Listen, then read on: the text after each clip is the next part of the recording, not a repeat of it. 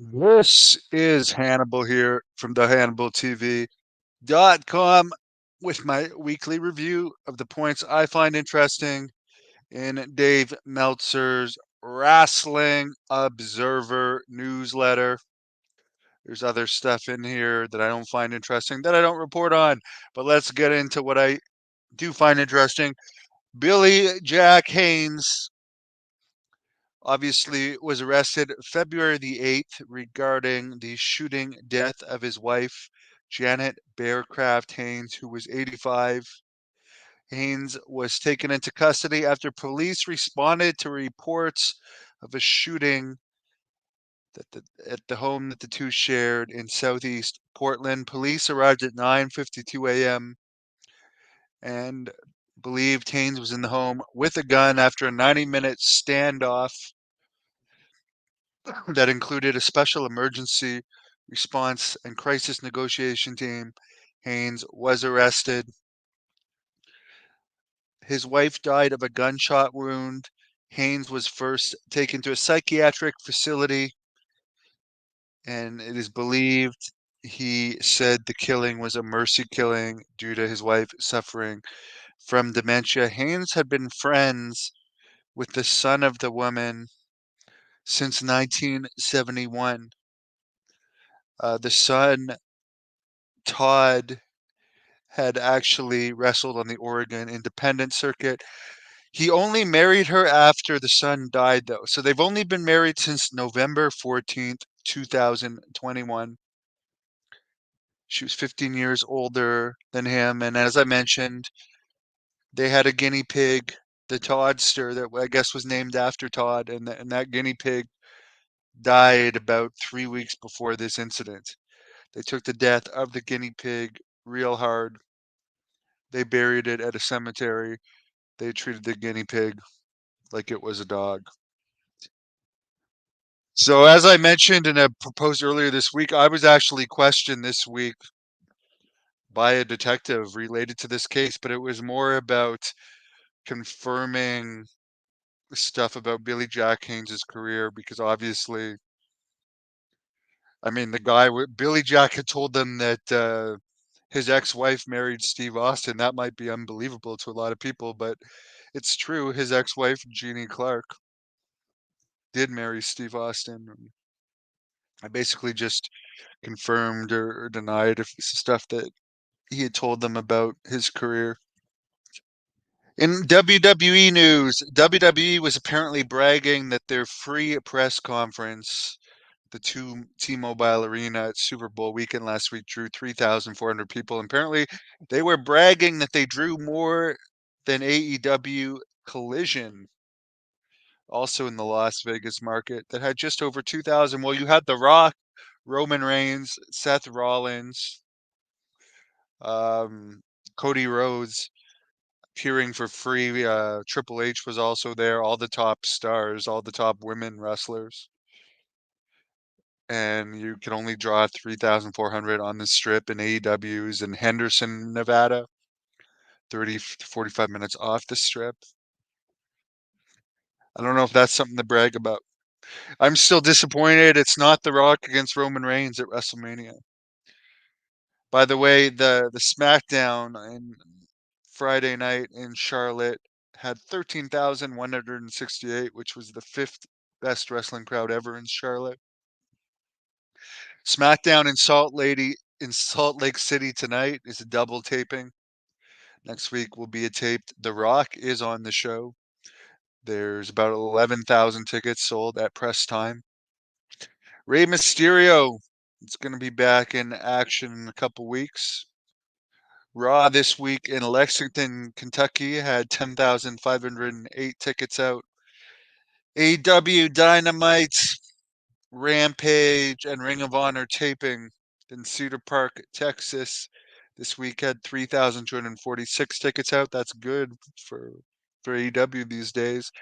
They have booked Rob Van Dam for the 420 AEW Collision Special. AEW Revolution Sting's retirement show has almost 16,000 tickets sold right now. They have added Will Ospreay versus Kansuki Takoshito,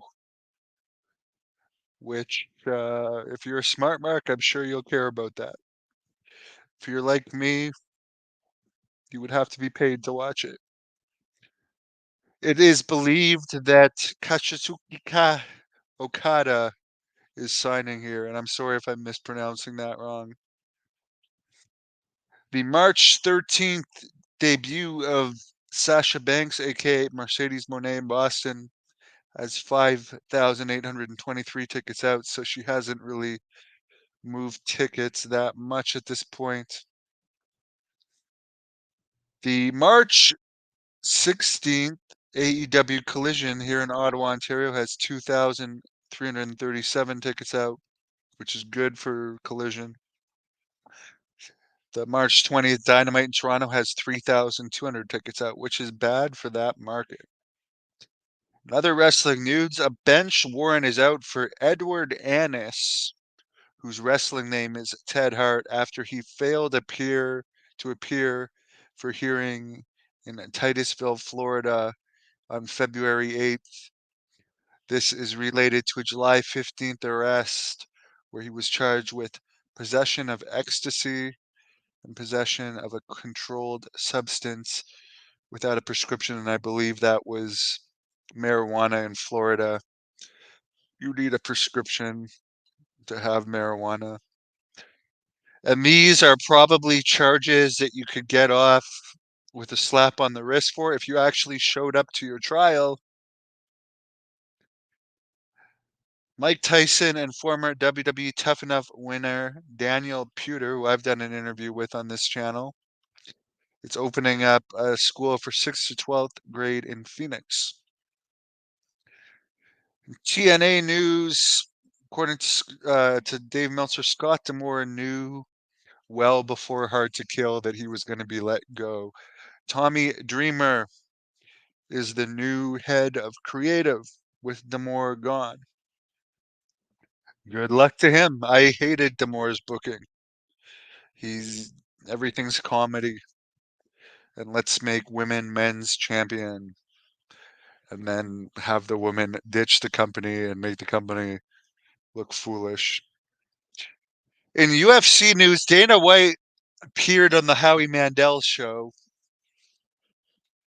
which I have to admit, I've seen a couple wrestlers on that show, and it's a fairly boring show. Although I did like Howie Mandel movies here and there over the years. And apparently, after Dana White's introduction, and I did watch this, Dana White just said, "I'm done with podcasts," and walked off, which is hilarious. There's still nothing announced for the UFC 300 main event coming up on April 13th. I did do a video wondering, some people have been saying that Brock has been training for MMA in Saskatchewan. I don't know if they're going to try and bring Brock Lesnar in for that, since technically he's under a TKO contract. And they don't appear to have any real draws for UFC 300. ATF Media, do I think Billy Jack Haynes has some form of CTE from getting punched in the face by Ronnie Garvin? Very possible. He no doubt has CTE, 150%. I don't think he purposely lies. I think for instance, his boys on the track stuff where he claimed he was involved with the boys on the track murders. I believe he just watched a documentary about it and convinced himself that he was part of it. Same with working for Barry Seal, very famous person involved with drugs. I believe he saw a documentary on it and inserted himself in it. It's just nothing, not a lot of stuff adds up that he says, but I do believe that he believes a lot of the stuff that he says. Anyways, I wish you all a wonderful weekend.